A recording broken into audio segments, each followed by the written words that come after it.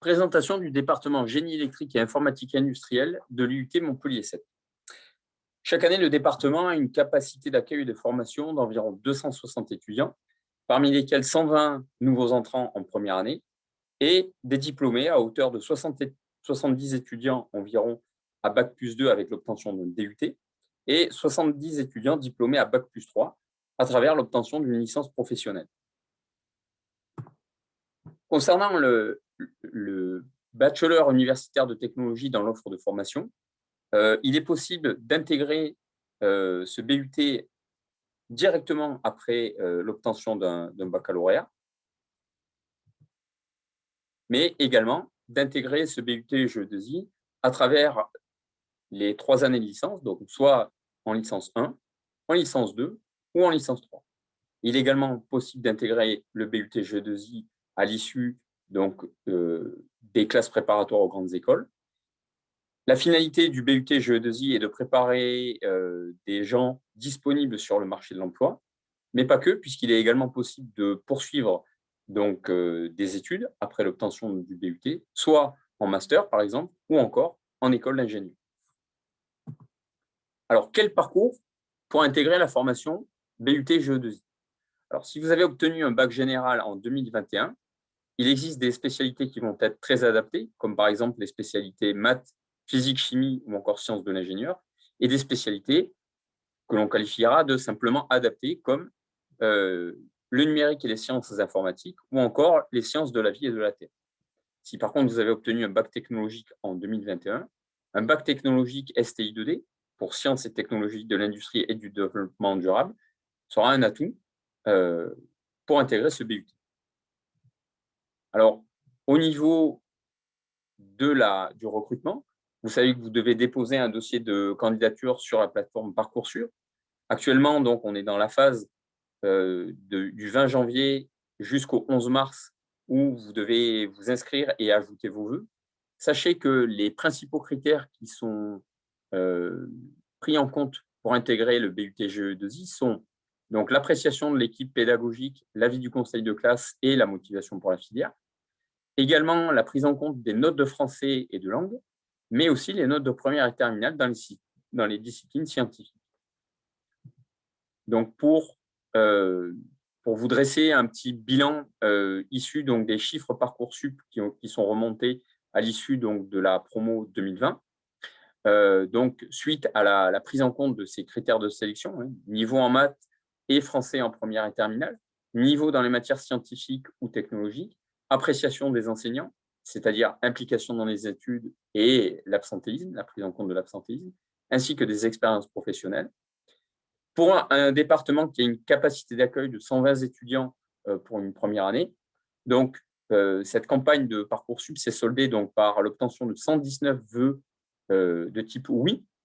parmi lesquels 88 vœux issus de bachelier S et 31 oui issus de bacheliers issus de la filière STI 2D.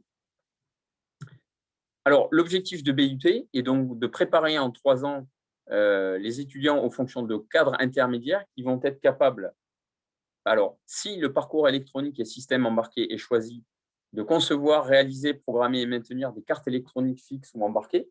de gérer et de maintenir des réseaux informatiques industriels ou de développer des systèmes de traitement et de transmission de l'information. En revanche, si c'est le parcours électricité et maîtrise de l'énergie qui vous intéresse, vous serez formé pour essentiellement mettre en place et gérer des installations électriques ou automatiser et contrôler des processus industriels. Néanmoins, comme je l'avais dit précédemment, vous avez la possibilité de poursuivre des études, soit en école d'ingénieur, que ce soit en formation initiale ou en apprentissage, ou alors poursuivre à un niveau licence ou master. Donc, voilà un petit peu la synthèse donc, de ce bachelor universitaire de technologie au département GE2I. Suite donc à la sélection sur Parcoursup, une première année, donc à l'issue du but 1, donc validation d'un bac+1, à l'issue du but deuxième année, la validation d'un bac+2, qui vous donne, si vous le souhaitez, la possibilité d'avoir une sortie diplômante dès votre deuxième année de DUT, et donc éventuellement de poursuivre des études ou de vous insérer dans le milieu professionnel. Et à l'issue donc de la troisième année, l'obtention du but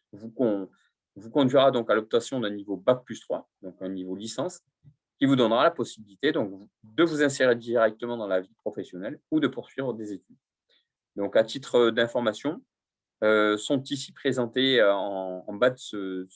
cette diapositive différentes écoles d'ingénieurs qui sont souvent visées par les étudiants qui sortent avec un diplôme GE2I. Donc, pour citer par exemple, on peut citer par exemple l'INSA,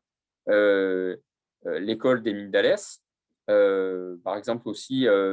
l'école de Grenoble de Felma, ou encore l'école nationale de l'aviation civile.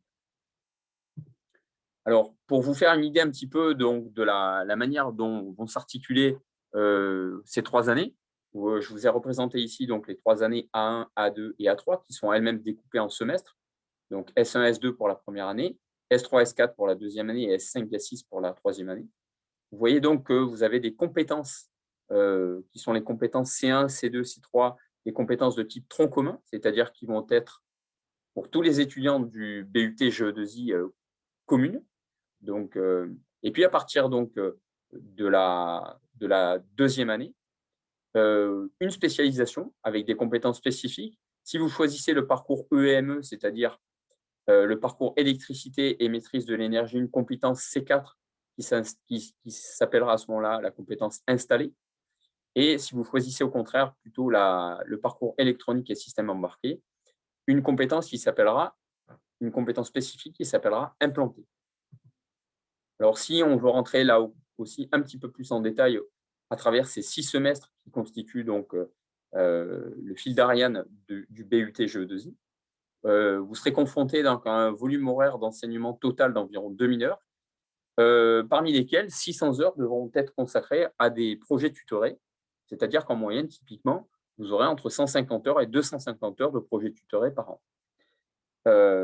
L'effectif de groupe typique est d'environ 26 étudiants pour un groupe de TD et contre 13 étudiants pour un groupe de TP. Au niveau de l'équipe pédagogique du département, vous allez être en interaction avec 25 titulaires, parmi lesquels vous allez retrouver donc des enseignants-chercheurs, des chercheurs, mais aussi des professeurs du secondaire, des doctorants ou des professionnels, que ce soit des techniciens, des ingénieurs ou des chefs d'entreprise. Un accent important est également mis sur le stage, puisqu'au cours de ces 3 années de BUT, vous devez valider 22 à 26 semaines de stage, parmi lesquelles donc 8 à 12 semaines qui devront être effectuées entre le S1 et le S4, et 12 à 16 semaines qui devront être effectuées entre le S5 et le S6. Sachez que ces stages pourront donner lieu à une rémunération d'environ 525 € par mois. Alors, au niveau du département GE2I, la présence est obligatoire et contrôlée au niveau des enseignements. Alors, la contrepartie de cela est que cette formation vous assure un suivi plus important comparativement à d'autres formations. Au niveau du cœur de métier du BUT GE2I, des compétences spécifiques vont vous être demandées, à savoir analyser, participer à la conception ou réaliser la maintenance de systèmes mettant en œuvre les technologies de l'électronique analogique, que ce soit en basse fréquence ou haute fréquence, mais également de l'électronique analogique. Des compétences aussi au niveau de la mise en œuvre de technologies de l'informatique embarquée, de l'automatisme et pour finir de l'énergie, que ce soit au niveau de sa production, de sa distribution, l'étude des machines tournantes et également les concepts de sécurité attenantes à cette énergie. Au-delà de ces compétences spécifiques et qui constituent donc le cœur de métier de la formation, vous seront demandées des compétences transverses, alors au niveau de la communication, que ce soit par oral, par écrit, à travers différents médias, la manipulation de la langue anglaise, mais aussi d'outils pour travailler donc les notions d'électronique ou d'informatique industrielle. Ces outils donc seront les mathématiques et la physique. Donc on vous donne ici quelques exemples à travers, par exemple, pour ces compétences transversales, la rédaction de CV ou de lettres de motivation, la rédaction de rapports, mais également tout au long de ces 3 années, vous serez amené à vous présenter, à prendre la parole et à simuler des entretiens qui sont donc des compétences transverses à part entière pour la formation GE2I. À titre d'information, voici quelques débouchés professionnels accessibles à l'issue d'un BUT GE2I.